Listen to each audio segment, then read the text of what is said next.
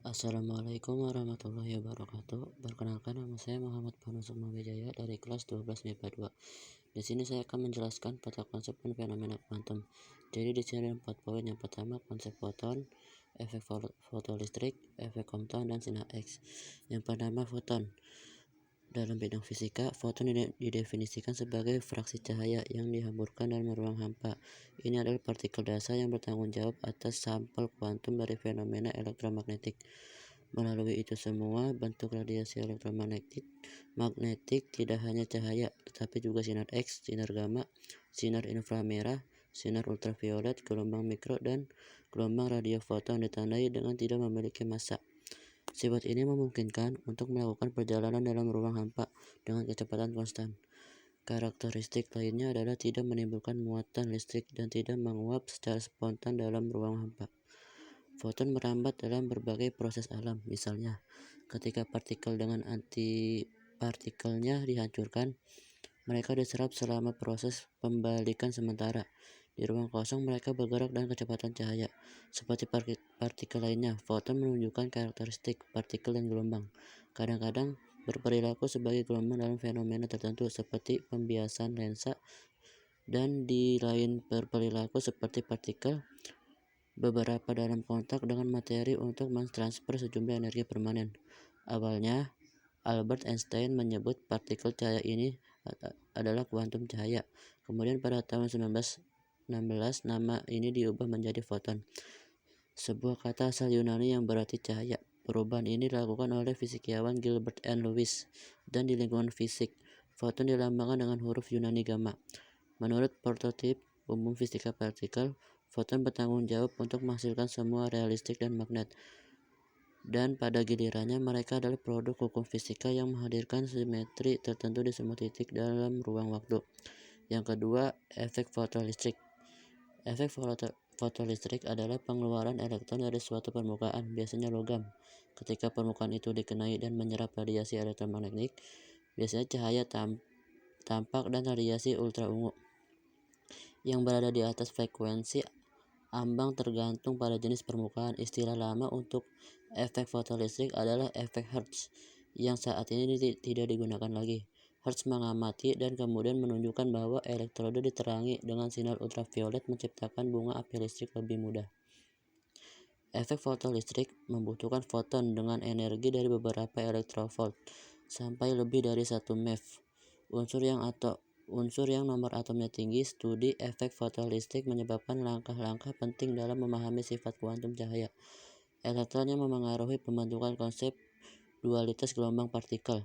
Fenomena cahaya yang memengaruhi gerakan muatan listrik ini termasuk efek fotokonduktif, juga dikenal sebagai fotokonduktivitas atau fotoresistivitas, efek fotovoltaik, dan efek fotoelektrokimia.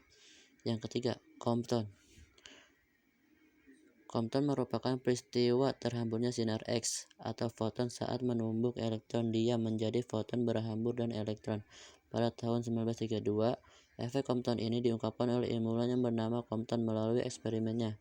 Hasil eksperimen tersebut menunjukkan kalau setelah keluar dari lempengan tersebut, gelombang elektromagnetik panjang gelombang foton datang lebih pendek daripada foton yang terhambur.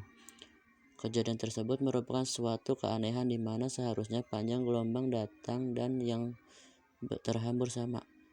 Hamburan efek Compton. Hamburan efek Compton yaitu hamburan interalis foton oleh permukaan partikel bebas, biasanya elektron. Bagian dari foton ditransfer ke elektron hamburan.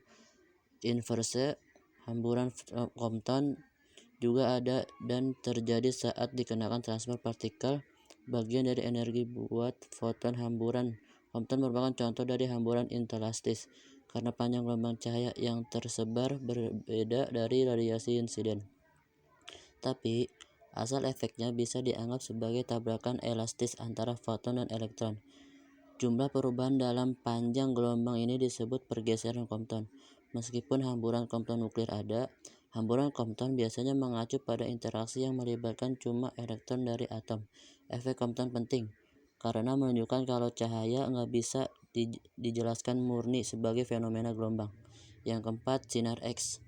Dilansir dari National Center of Biotechnology Information, Sinar X adalah radiasi elektromagnetik dengan panjang gelombang 0,01 hingga 10 nanometer.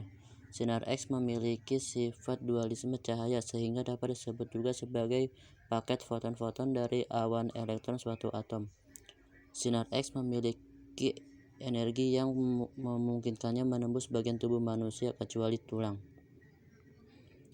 Saat mengalami patah tulang ataupun penyakit berbahaya, manusia harus melakukan rongsen untuk melihat apa yang sebenarnya terjadi dalam tubuh kita. Saat melakukan rongsen, bagian tubuh yang sakit akan diradiasi oleh gelombang elektromagnetik yang bernama sinar X. Produksi sinar X dilakukan dalam suatu tabung yang berisikan mekanisme untuk mempercepat elektron dan menabraknya pada anoda. Dalam tabung terdapat katoda yang memiliki banyak elektron di dalamnya. Saat filamen dipanaskan, katoda akan melepaskan awan elektron. Generator kemudian dinyalakan untuk memberikan beda potensial tinggi antara katoda dan anoda. Beda potensial yang tinggi menyebabkan loncatan elektron atau percepatan laju elektron. Elektron yang telah dipercepat kemudian akan menumbuk anoda yang berupa tungsten, mengalami pelambatan dan perubahan arah. Tumbukan tersebut mengubah energi kinetik elektron dan mengubahnya menjadi panas, juga sinar X.